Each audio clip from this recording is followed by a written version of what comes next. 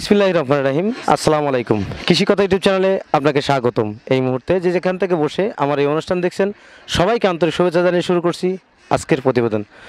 দর্শক, আজ আমি আসছি একটা হাঁসের খামারে, যেখানে অনেকগুলো হাঁস আমি এখানে দেখছি, পুরুষ এবং মহিলা হাঁস, মানে খাসি এবং হাঁস নিয়ে খামারটি করে তুলছেন। তিনি এখানে কী জাতের হাঁস দিয়ে খামার করছেন এবং এই হাঁস পালন করার অভিজ্ঞতা কত বছর, এই আলোকে কিছু কথা বলবো এবং পুরো অনুষ্ঠান জুড়ে থাকবো আমি হোসেন মোহাম্মদের সাথে।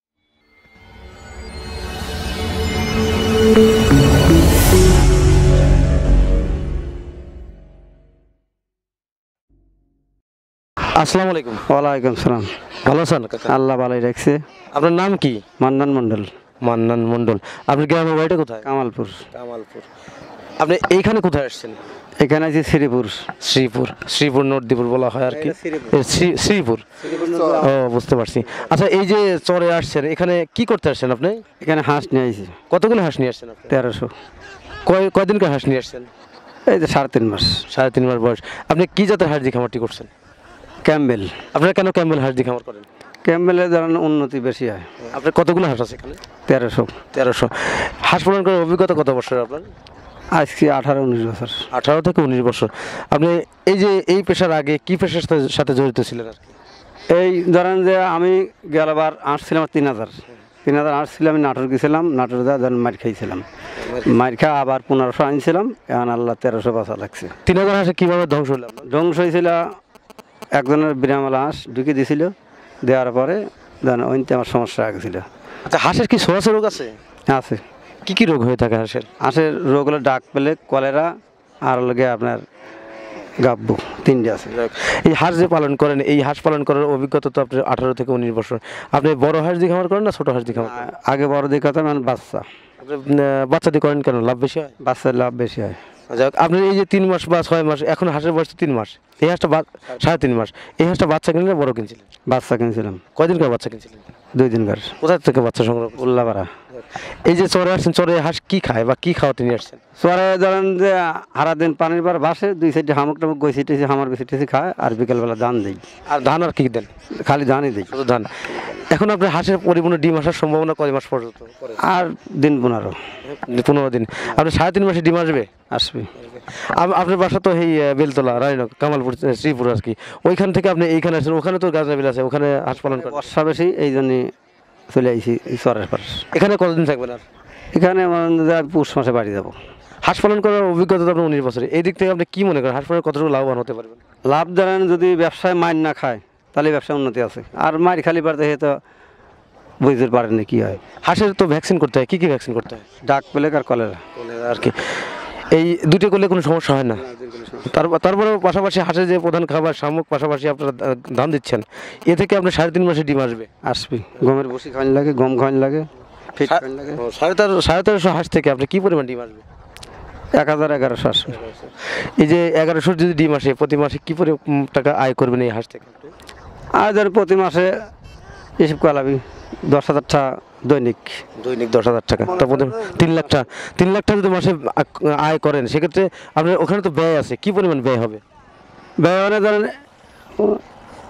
1 লাখ বাদ দিতে লাগবে। মানে 1300 হাঁস থেকে আপনার প্রতি মাসে 2 লাখ টাকা আয় থাকবে আর কি। আপনি এছাড়া আপনার এই খামার দেখাশোনা করে কি? কারণ দেখাশোনা আমি করি। আপনি একাই করেন আর কি। আপনার তো কোনো সমস্যা হয় না? না না, কোনো সমস্যা হয় না। এই যে এইখানে তো ফাঁকা জায়গায় হাঁস রাখেন? হ্যাঁ, ফাঁকা জায়গায় রাখেন। ফাঁকা যায় না। এখানে রাখলে যে ঝড় বৃষ্টি হচ্ছে, এদিকে হাঁসের সমস্যা হয় না? না, সমস্যা হয় না। হাঁসের এই যে জায়গাটা আমি তো শুকনা দেখতেছি, আপনারা শুকনা রাখেন কিভাবে? শুকনো লাগবে ধরেন যে গরম জায়গা ব্যবহার করা লাগবে। আর যদি ডুবা জায়গা ব্যবহার করলে পারে নদলি হাঁসের সমস্যা হবে, কেঁদে থাকলে পারে। এই যে হাঁসে যদি নোদ হয় বা যে জায়গাটাতে রাখে সেই জায়গাটাতে নোদ হয়, সেক্ষেত্রে হাঁসের কি সমস্যা হওয়ার সম্ভাবনা আছে? সমস্যা পাওয়া পড়ে যাবে, অথবা কলেরা ঢুকতে পারে। এই এই যে এই রোগগুলো যদি হয়, কয়দিন স্থলত থাকে আর কি, কয়দিন পর্যন্ত হাঁস বেঁচে বাঁচা থাকা সম্ভব, বা এই রোগ থেকে পরিচালনা হওয়া সম্ভব আছে কিনা?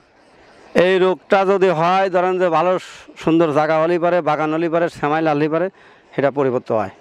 আর যদি রোদের ভিতরে রাখা যায় তাহলে পরিবর্তন হয় না, পরে সব হাঁস মারা যায়। কীরকম স্থায়ী সময় নেয়? সময় ধরেন যে আপাতত 1000 হাঁস থাকলেই পারে, নিম্ন 10 দিন 15 দিন সময় নেয়। আপনি যখন একদিনকার বাচ্চা সংগ্রহ করেন তখন এই 1 দিন থেকে 7 দিন হাঁসের কি খাবার দিয়ে থাকেন? ফিট কি ফিট, জিরো সাইজ না বড় সাইজের? ছোট। তারপর থেকে কি খাবার দিয়ে থাকেন? তারপরে গম। আচ্ছা, হাঁসের যখন গম খাওয়ান সেক্ষেত্রে ওই হাঁসের গালে ঘা বা অন্যান্য সমস্যা হয়? এখন থায়াবিন খাওয়ান লাগে। থায়াবিন খাওয়া লাগে। থায়াবিন তো ভিটামিন আর কি। থায়াবিন রেনামাইসিন এই যে খালি। এনামাইসিন তো আপনার অ্যান্টিবায়োটিক আর কি। এটা সপ্তাহে কয়দিন খাওয়ান আপনি? আমি মাসের দিন খাওয়াই লেগে 4 বার। এটা কন্টিনিউ করলে কোনো সমস্যা হওয়ার সম্ভাবনা থাকে না আর কি। দর্শক, হাঁসের 18 থেকে 19 বছরের অভিজ্ঞতা এই হাঁস পালনের। তিনি বললেন যে তার এখানে 1350 হাঁস আছে। বিগত দিনগুলোতে তিনি 3000 হাঁসের একটা শেড ছিল যেখানে তিনি 3000 হাঁস পালন করতেন, এবং এই 3000 হাঁস নষ্ট হওয়ার পরে তিনি কিন্তু আবার 1500 হাঁস দিয়ে খামার করছেন। এখন মোটামুটি 1350 হাঁস আছে। এই 1350 হাঁস থেকে প্রতি মাসে তার ইনকাম হবে প্রায় 2 লাখ টাকা। তো হাঁস পালন করা অল্প পুঁজিতে অধিক পরিমাণে লাভ, তাই খামারি বিগত দীর্ঘ দিনগুলোতে হাঁস পালন করে আসছে। আচ্ছা, হাঁস পালন করা এই যে যারা নতুন খামারি বা খামার করতেছে বা খামার করতে ইচ্ছুক হচ্ছে, তারা যদি হাঁস করে সেক্ষেত্রে তারা কি লাভবান হতে পারবে?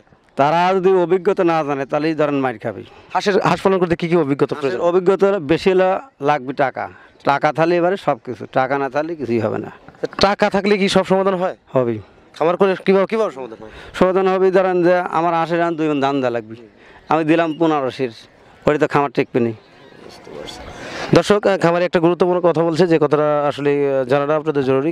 কারণ হাঁসের খাবারটা মেইন। খাবারটা যদি সঠিক পরিমাণ দিয়ে থাকেন এবং খাবার যদি সঠিক পরিমাণ দিতে পারেন তাহলে আপনি হাঁস পালন করে লাভবান হতে পারবেন, এবং রোগ প্রতিরোধ ক্ষমতা বৃদ্ধি পাবে, রোগ বলে দেখা দেবে না এদেরকে, আর কি খামারকে সামলানো হতে পারবেন। আর তারপরে খাবারের যে বিষয়টা হচ্ছে, সেটা খাবারটা যদি পরিমাণে না দেন সেক্ষেত্রে হাঁসের কিন্তু ডিমও আসা সম্ভব না। তাই ডিম যদি সঠিক পরিমাণে না হয় তাহলে কিন্তু আপনার খামার করে লাভবান হতে পারবেন না। তাই হাঁস পালন করতে অর্থের যেমন প্রয়োজন আছে, পরিশ্রমের দরকার আছে, পাশাপাশি প্রশিক্ষণ নিতে হবে, এবং হাঁসের বিষয়ে বিভিন্ন তথ্য জানতে হবে, এবং অভিজ্ঞ খামারির কাছ থেকে তাদের কাছ থেকে পরামর্শ নিতে হবে, তাহলে আপনি হাঁস পালন করে লাভবান হতে পারবেন। তো দর্শক, আর যে ভিডিওতে দেখা হবে পরবর্তী ভিডিওতে। ততদিন ভালো থাকেন, সুস্থ থাকেন। আল্লাহ হাফেজ, ধন্যবাদ।